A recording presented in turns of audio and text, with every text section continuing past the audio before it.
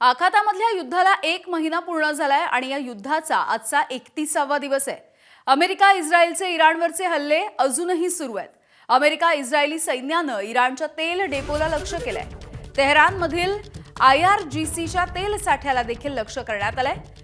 या हवाई हल्ल्यामध्ये तेल डेपो पूर्णपणे उद्ध्वस्त झाला अशी शक्यता आहे। हल्ल्याच्या नंतर तेल डेपोमध्ये स्फोटासह आगीचे लोळ पसरले आणि धुराचे देखील लोट दिसून आले। हल्ल्याच्या नंतर आजूबाजूच्या परिसरामध्ये देखील तणावाचं आणि गोंधळाचं वातावरण आहे।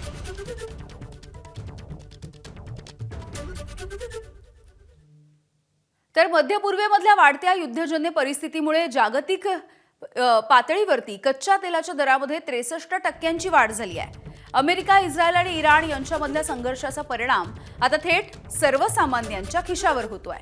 28 फेब्रुवारीला युद्ध सुरू झालं तेव्हा कच्च्या तेलाची किंमत सुमारे $70 प्रति बॅरल इतकी होती।